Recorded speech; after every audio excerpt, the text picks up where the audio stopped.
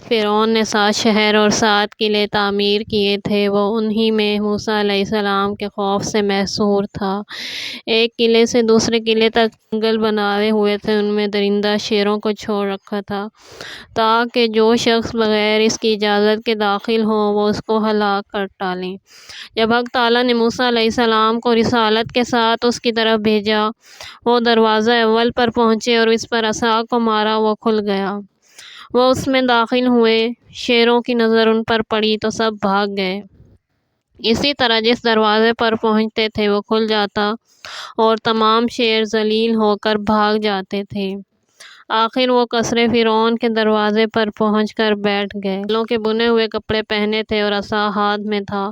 جب فرعون کا جوبدار، جو لوگوں کے لیے اجازت طلب کرتا تھا، باہر آیا، موسیٰ علیہ السلام نے اس سے کہا کہ میرے لیے مجلس فرعون میں آنے کی اجازت طلب کر۔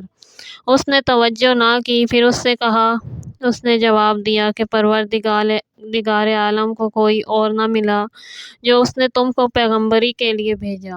موسیٰ کو غصہ آیا اور عصا کو دروازے پر مارا تو جتنے دروازے ان کے اور فرعون کے درمیان تھے سب کھل گئے۔ فرعون نے موسیٰ علیہ السلام کو دیکھا تو ان کو بلوایا۔ موسیٰ اس کی مجلس میں آئے۔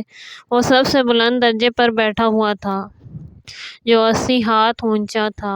موسیٰ علیہ السلام نے کہا، میں عالموں کے پروردگار کا تیری طرف رسول ہوں۔ فرعون نے کہا، اگر سچے ہو تو کوئی علامت اور معجزہ دکھاؤ۔ یہ سن کر حضرت موسیٰ علیہ السلام نے عصا کو زمین پر ڈال دیا۔ اس کی 2 شاخیں تھیں، وہ فوراً ایک زبردست اژدہا بن گیا اور اپنے منہ کو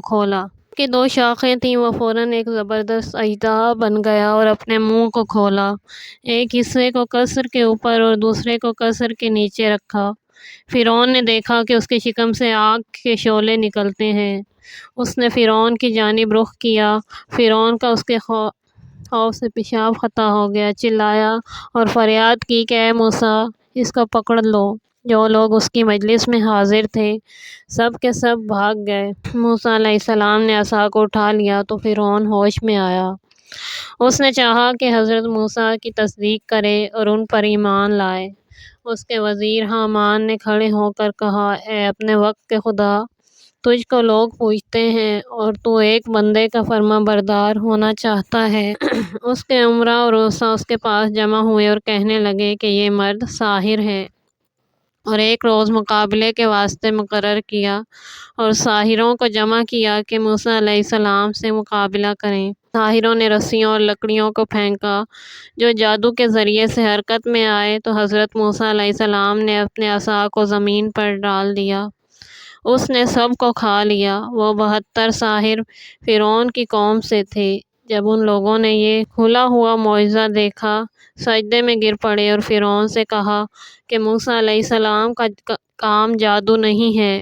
اگر جادو ہوتا تو چاہیے تھا کہ ہماری رسیاں اور لکڑیاں باقی رہتیں۔